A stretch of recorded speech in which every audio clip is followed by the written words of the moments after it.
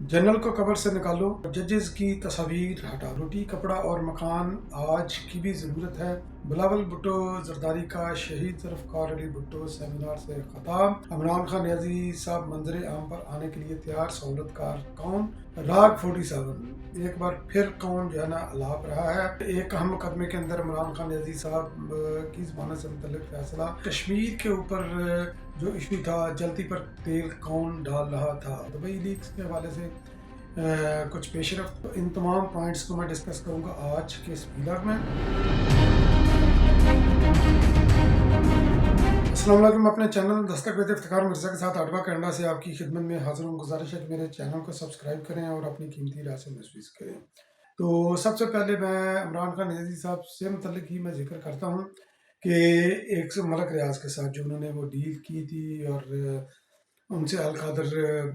Trust के ऊपर उन्होंने ज़मीन भी दी, वहाँ पर इमारत भी तमीर की। 190 बिलियन पाउंड्स का जो मुकदमा था, तो उस मुकदमे के ऊपर इमरान खान नियाज़ी साहब को भी सज़ा हुई और फैसला जो है ना वो ज़मानत के लिए वो गए हुए हैं, फैसला महफूज कर लिया गया है। और इसके अंदर जब ये फैसला अनाउंस होगा तो मज़ीद डिटेल के अंदर मैं जाऊंगा, मगर यह है कि इमरान खान नियाज़ी साहब ने, क्योंकि ये वाइट कॉलर क्राइम करते हैं और ये अपनी तरफ से ये चालाकी लगाते हैं कि मैं इसके अंदर फंसूँ ना। दुबई लीक्स के अंदर भी ऐसा ही है। इमरान खान नियाज़ी साहब की तो प्रॉपर्टी को निकली नहीं, मगर अलीमा पुप्पो की और गोगी खाला की प्रॉपर्टी निकली। और साथ साथ उन्होंने पीटीआई ने जो मियां नवाज शरीफ साहब या आसफ अली जरदारी साहब और बिलावल और उनकी बहनों की जो प्रॉपर्टी उधर निकली, उन्होंने जनाब बड़ा वाह वेला जो है ना वो मचाया हुआ है। तो उस वाह वेला उन्होंने जो मचाया है वो इस तरह मचा कर, यानी कि अपने आप को वो मासूम साबित करने की कोशिश कर रहे हैं, लोगों की अटेंशन जो है ना ये डाइवर्ट करने की कोशिश कर रहे हैं। हालांकि पाकिस्तान पीपल पार्टी ने ऑफिशियली ये डिक्लेयर किया है, ये स्टेटमेंट दी है कि पाकिस्तान पीपल पार्टी की तमाम प्रॉपर्टीज़ जो दुबई के अंदर है वो इलेक्शन कमीशन के सामने डिक्लेयर्ड है। और जब कोई प्रॉपर्टी डिक्लेयर होती है, इनकम टैक्स के अंदर आप डिक्लेयर करते हैं, तो फिर इसका मतलब है तो होता है कि चाहे प्रॉपर्टी आपकी दुनिया के जिस कोने में भी है, तो वो प्रॉपर्टी आपकी लेजिटिमेट है, उसके ऊपर आप सवालिया निशान नहीं लगा सकते। बहरहाल पीटीआई ने इसको अपने तरीके से प्ले करना करे, मगर यह कि जो उनकी प्रॉपर्टी निकली है इमरान खान नियाज़ी साहब, वो हैं जिन्होंने गोगी फरा गोगी, क्योंकि होता ये नॉर्मल वही है कि कोई ना कोई जो है ना वो फ्रंट मैन के तौर पर जो है ना ये पेश करते हैं, ये फलां बंदे का फ्रंट मैन है, फलां का फ्रंट मैन है। तो किसी भी रहनुमा ने मैंने मतअद्दद बीलाग में जिक्र किया कि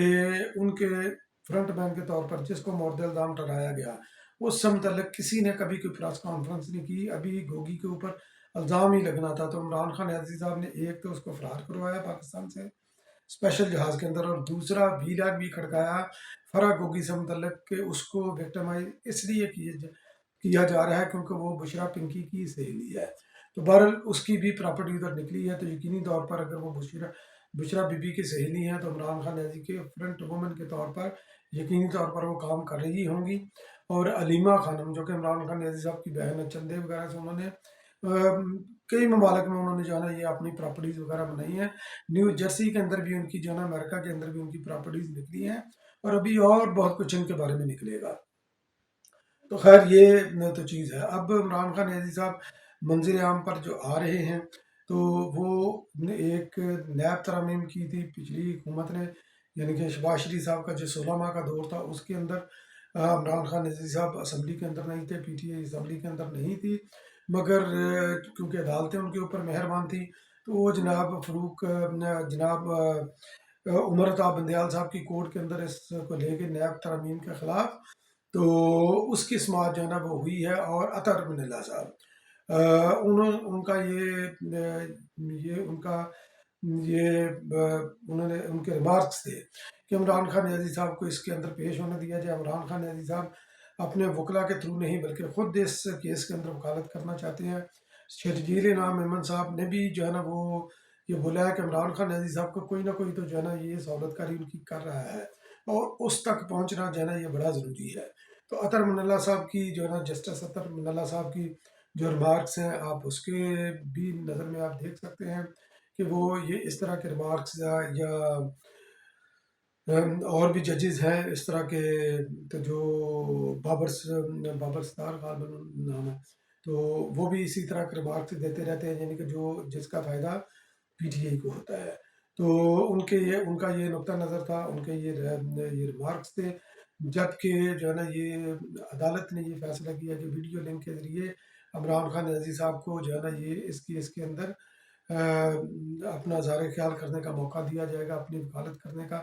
موقع دیا جائے گا۔ تو ویڈیو کا کال جو ہے نا یہ ہوگی، کیونکہ یہ کل جب تک یہ ویلاگ پہنچے گا تب تک یہ کیس بھی جو ہے نا یہ لگ چکا ہوگا، عمران خان نیازی صاحب بھی بذریعہ ویڈیو ڈائریکٹ جو ہے نا یہ منظر عام پر آ چکے ہوں گے، اور پی ٹی آئی اس کو لے کر بڑا جو ہے نا وہ اشتیاق کا شکار ہے، اس کو پروموٹ کر رہی ہے تاکہ زیادہ سے زیادہ لوگ واچ کریں۔ یقینی طور پر کرنا بھی چاہیے، واچ کریں گے پھر پتہ چلے گا کہ ان کے جو ہے نا ان کی پٹاری میں کون سا سانپ رکھا ہوا ہے جس کو یہ نکالتے ہیں، یہ کون سی جادوگری کرتے ہیں۔ تو یقینی طور پر یہ کیس کے اوپر تو میں ان کی ڈسکشن کم ہی ہوگی، اور دیکھتے ہیں کہ پولیٹیکل ڈسکشن ہوگی، دیکھتے ہیں کہ یہ معزز جج صاحبان کے سوالوں کا عمران خان نیازی صاحب یہ نیب کی ترمیم کے حوالے سے کیا جواب دیتے ہیں۔ تو اس کے علاوہ جو راگ 47 جو لاپ رہا ہے ایک بار پھر، تو وہ جناب لاپ رہے ہیں جناب سابق صدر عارف الوی صاحب۔ انہوں نے بولا کہ کمال جاؤں کہ ان کے منہ سے کبھی بھی کوئی خیر کی خبر نہیں نکلی پی ٹی آئی سے، پاکستان کے بارے میں ہمیشہ جو ہے نا یہ نیگیٹو کمپین ہی کرتے ہیں۔ تو جناب عارف الوی صاحب کہتے ہیں کہ فارم 47 سے بننے والی حکومت اگر زیادہ دیر چلتی رہی تو ملک جو ہے نا یہ ملک کے اندر حالات مزید جو ہے نا یہ بدتر ہوں گے۔ جناب قربان جاؤں کہ آپ نے ہمیشہ جو ہے نا کوئی بری چیز ہی جو ہے نا یہ کہنی ہوتی ہے، آپ نے کوئی اچھی چیز نہیں کہنی ہوتی۔ فارم 47 کا یا فارم 45 آپ کے پاس ہے تو آپ الیکشن ٹربیونل کے پاس کیوں نہیں گئے؟ آپ عذرداریاں لے کر وہاں کیوں نہیں گئے؟ وہاں پر آپ جاتے نہیں ہیں پولیٹیکل سکورنگ کے لیے، آپ اس طرح کی شوشیں چھوڑتے رہتے ہیں۔ ابھی کشمیر کے اندر بھی جو ہوا تھا، تو کشمیر کے اندر بھی جو ہے نا وہ لوگ مظاہرہ کر رہے تھے اپنے حقوق کے لیے، مہنگائی وغیرہ کے، بجلی اور گندم وغیرہ کے لیے وہ کر رہے تھے۔ پی ٹی آئی نے اس کو ہائی جیک کرنے کی کوشش کی، مگر آفرین آصف علی زرداری صاحب نے انہوں نے اس کے اوپر جو ہے نا وہ ایکشن لیا۔ انہوں نے پاکستان پیپل پارٹی کی قیادت جو آزاد کشمیر کی تھی ان کو بھی بلایا، اور جو آزاد کشمیر میں ہوا وہ نہیں ہونا چاہیے تھا، مگر یہ کہ ہوا تو اس کی تو مذمت ہم کر سکتے ہیں، اور اس طرح کے واقعات کو روکا بھی جا سکتا ہے۔ شہباز شریف صاحب بھی اس کے بعد، آصف علی زرداری صاحب کے بعد ان ہوئے، پھر گورنمنٹ نے جو ہے نا مظاہرین کے ان سے پوچھا کہ آپ کے مطالبات کیا ہیں، تو انہوں نے مطالبات رکھے۔ ایک تو انہوں نے بجلی سستی کر دی، 100 یونٹ تک 3 روپے، اور 300 یونٹ تک 5 روپے، اور 300 سے زیادہ یونٹ تک 6 روپے، اور اسی طرح جو ہے نا گندم کی بھی جو ہے نا انہوں نے آٹے کی قیمت بھی انہوں نے کم کر دی کہ 20 کلو کا جو ہے وہ تھیلا ہے وہ ہوگا 1000 روپے کا، 40 کلو کا تھیلا ہوگا 1 من کا، یعنی کہ تو وہ ہوگا 2000 کا۔ تو یہاں پر ان کو سبسڈی ملی، ان کے جو ہے نا مطالبات ان کے پورے ہوئے۔ اسی طرح انہوں نے انڈسٹری کے اندر بھی جو کھپت ہوتی ہے بجلی وغیرہ کی، اسی طرح انہوں نے ریلیف اس کو بھی دی۔ تو وہ الیکشن کمیٹی نے اپنا جو ہے نا وہ احتجاج واپس لے لیا، مگر پی ٹی آئی اس کے اوپر جو ہے نا جلتی کا تیل بدستور جو ہے نا یہ پھینک رہی ہے۔ تو مگر یہ کہ اس وقت پاکستان کے اوپر ایک ذمہ دار قیادت بیٹھی ہوئی ہے، تو آصف علی زرداری صاحب کی صورت میں بھی، اور یقینی طور پر ان کو دیکھ کر وہ دوسروں کو بھی اسی ڈگر پر چلاتے ہیں جس طرح شہباز شریف صاحب کو بھی انہوں نے چلایا۔ تو بہرحال یہ معاملہ خوش سلوبی سے یہ معاملہ حل ہو گیا۔ اب آ جاتے ہیں جناب وہ جنرل کو قبر سے نکالنے کے لیے، تو شہید ذوالفقار علی بھٹو صاحب کے عدالتی قتل جو ہوا تھا اس کا ریفرنس کا فیصلہ آ گیا، اس کے اوپر سیمینار تھا، تو سیمینار سے بلاول بھٹو زرداری صاحب نے بھی خطاب کیا، اور کچھ صحافیوں نے بھی خطاب کیا، جن کے اندر سہیل بڑائے صاحب اور افتخار احمد صاحب تھے، جو کہ اسٹوڈنٹ پالیٹکس سے انہوں نے اپنی سیاست شروع کی۔ تو انہوں نے جناب جو ہے نا افتخار احمد صاحب نے فرمایا کہ میں نے جو ہے نا پاکستان پیپل پارٹی، جب میں نے قیادت پاکستان پیپل پارٹی کے اندر جب میں تھا، کیونکہ اس وقت یہ ایکٹیو بھی تھے، ابھی ایکٹیو نہیں ہے، کیونکہ جنہوں نے اسٹوڈنٹ پالیٹکس کی ہے ان کا اپنا ایک مزاج بلڈ ہوتا ہے، اور اوپر سے صحافی بھی ہو پارٹی کی پالیسیوں کے اوپر وہ 100% وہ ساتھ نہیں چلتے۔ اور شہید ذوالفقار علی بھٹو کے عدالتی قتل کے ریفرنس جو ہے جو عدالت نے یہ تسلیم کیا، اس کا بھی کریڈٹ کافی حد تک افتخار احمد صاحب کو بھی جاتا ہے، کیونکہ انہوں نے جسٹس नसीम हसन शाह साहब से ये तस्लीम करवाया था कि जनाब हम के ऊपर प्रेशर था और हमने जो है ना शहीद ज़ुल्फ़िकार अली भुट्टो का जो है ना ये प्रेशर के अंदर आकर हमने ये उनका उनको फांसी की सज़ा दी, उसको बरकरार रखा। तो ये उनका बुनियादी तौर पर इतराफ़ जुर्म था, जो कि एक बुनियाद बना इस रेफरेंस की। मगर उसके साथ साथ आगे और भी क्या फैक्टर थे उनका भी मैं जिक्र करूँगा।